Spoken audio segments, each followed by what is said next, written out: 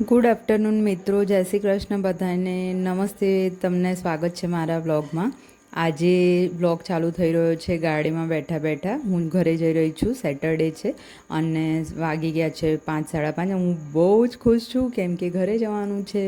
અને જુઓ કેટલો બધો સામાન લીધો છે મેં મારી સાથે. પપ્પાના એક ફ્રેન્ડ હતા તો એ અંકલની ગાડીમાં જ મારે આજે જવાનો મોકો મળ્યો છે. તો બસમાં ટ્રાવેલિંગ નથી કરવાની તો બહુ બધી ખુશી છે. તો હું થોડા બહારના વ્યૂ પણ તમને બતાવીશ. નીકળતા જ 5:30 થઈ ગયા હતા અમદાવાદમાં. તો 8, 8:30 જેવું તો થઈ જ જશે મારે ઘરે પહોંચતા. અમદાવાદથી 110 કિલોમીટર છે એટલે. અને મહેસાણામાં એન્ટર થતાં એટલો ટ્રાફિક હતો તો ક્લિયર થતાં પણ ઘણું લેટ થઈ ગયું. અને બહાર જુઓ સૂરજ આથમી રહ્યો છે, કેટલું મસ્ત લાગે છે. તો મેં એ પણ સીન લઈ લીધો છે.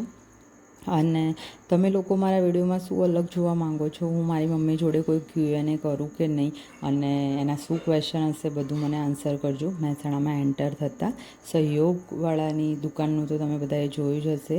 એ લોકોએ હવે આપણી રાઈટ સાઈડમાં, મતલબ પહેલાં રોંગ સાઈડ જવું પડતું હતું. જે મહેસાણામાં રહેતા હશે એ લોકોને ખબર હશે, પણ હવે રાધનપુર ચોકડી જ્યાં બસ સ્ટોપ છે ત્યાં આગળ જ એ લોકોએ આ રીતે શોપ એક નાની ઊભી કરી છે. ત્યાં આગળ બધી સેમ વસ્તુ એ લોકોએ ત્યાં આગળ લાવી દીધી છે, તો તમે કંઈ પણ લઈ શકો છો. હું પણ અહીંયા લાઇનમાં ઊભી રહી ગઈ છું અને કંઈ ખાસ લેવાનું તો નહોતું પણ લઈ લીધું છે. અને હવે અમે લોકો જઈ રહ્યા છીએ. પપ્પા આગળ ફટાફટ નીકળી રહ્યા છે. અંધારું પણ થવા આવ્યું છે, ઘરે પહોંચવાનું છે અને લેટ થઈ ગયું છે. હવે ખબર નહીં કેટલા વાગશે, પણ ફટાફટ ઘરે પહોંચીએ તો થોડો હાશ થાય, કેમ કે દિવસનો બધો થાક ખાલી ઘરે પહોંચતાની સાથે જ ઉતરી જતો હોય છે. તમારા લોકોનું પણ એવું જ હશે. અને ફાઇનલી 8, સવા 8 હું ઘરે પહોંચી ગઈ હતી અને બહુ અંધારું થઈ ગયું હતું. રાત્રે થાકીને આવવાથી મેં કોઈ વિડીયો શૂટ નહોતો કર્યો. તો બીજા દિવસ સવારે ઉઠતાની સાથે જોવા તુલસી અને મની પ્લાન્ટ થોડો મુરઝાઈ ગયો છે, પણ એકદમ એના વેલા ફેલાયેલા છે. અને ઘરમાં બની રહી છે ચા, હું ખાઈ રહી છું તુલસીના પત્તા, મમ્મી દીવાબત્તી કરી રહી છે.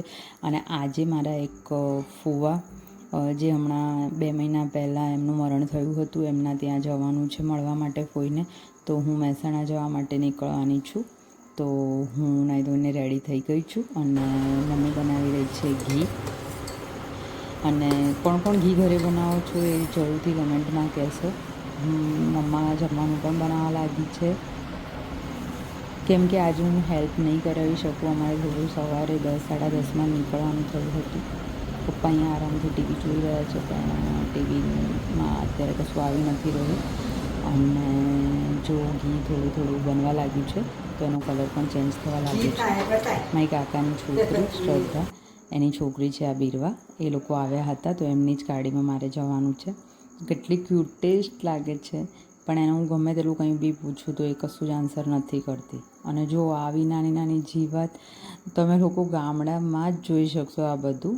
અને મમ્મી હું નીકળી એની પહેલાં જ મને બાય કરવા લાગી હતી. હવે ફાઇનલી અમે લોકો નીકળી ગયા છીએ અને આ દાદી, કાકી, પપ્પા, મમ્મી બધા બાય કરી રહ્યા છે.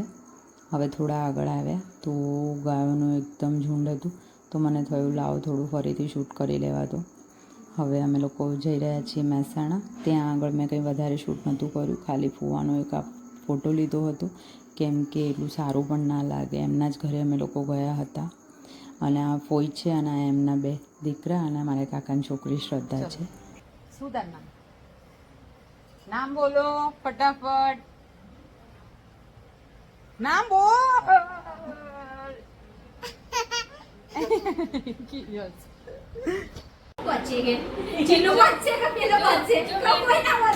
મેં બાંધી જો સૌથી પહેલી રાખડી મેં તક બાંધી જો. ગમે તને કોઈ બાંધી. ત્યાંથી અમે બીજા એક ફોઈને પણ મળવા ગયા હતા અને ફટાફટ અમે લોકો 4-5 વાગે પાછા નીકળી ગયા હતા. આ મહેસાણાનું લોકેશન છે અને ત્યાં અમે તરેટીવાળો રસ્તો, જેને મહેસાણામાં નામ સાંભળ્યું. નેલ પોલિશ બતાવશે તારી.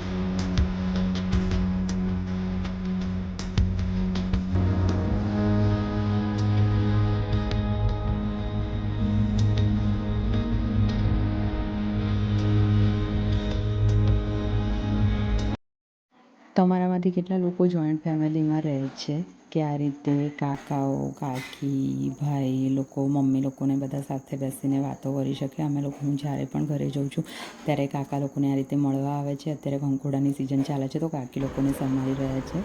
હવે ડાયરેક્ટ સવારના 10 વાગી ગયા છે અને આજે છે 19 તારીખ એટલે કે રક્ષાબંધન, પણ અમારે કાંઈ રક્ષાબંધન જેવું હતું નહીં તો રૂમની સાફ સફાઈ કરી અને હું આ રીતે તૈયાર થઈ ગઈ હતી.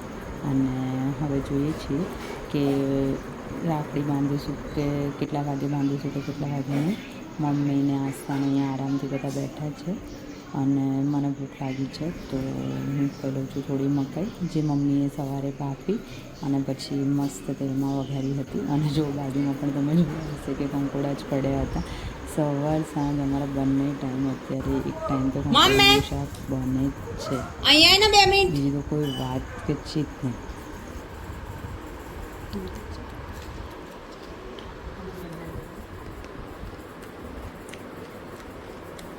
ફટાફટ આઈને 2 મિનિટ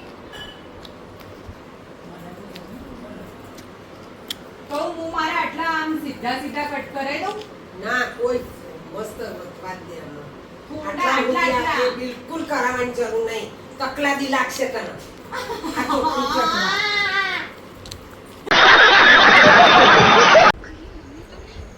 મમ્મી આ રીતે ફોન પગ સાઈડ રાખી અને આરામથી સિરિયલો જોતી હોય છે. અને પછી સાંજે અમે લોકો 4:30-5 વાગતાના ગામમાં એક મંદિર છે ગાયત્રી માતાનું તો અમે લોકો ત્યાં આગળ જતા હતા. જો રસ્તામાં કેવી બકરીઓને છે અને તમને હું દર્શન કરાવું. મંદિરમાં સંતોષીમાં છે, બીજા મંદિરમાં છે ગણપતિ દાદા અને મેઇન મંદિર છે આ લોકોનું ગાયત્રી મંદિર અને આગળ મહાદેવનું પણ મંદિર આવશે.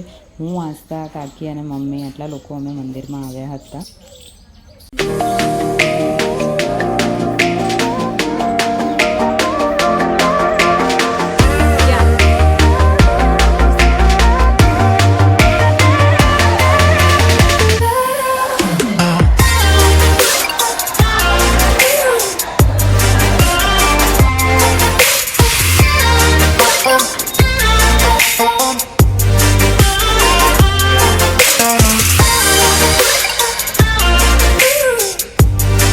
સોમવારના દિવસે દર્શન પણ થઈ ગયા અને પ્રસાદીમાં અમને લોકોને પેંડા પણ મળી ગયા જે લોકો ઉપવાસમાં આરામથી ખાઈ શકે છે. અને કોણ કોણ સોમવારના દિવસે મંદિરે જાય છે જરૂરથી કમેન્ટ કરજો અને બ્લોગ સારો લાગ્યો હોય તો લાઇક શેર અને સબસ્ક્રાઈબ કરજો. Thank you.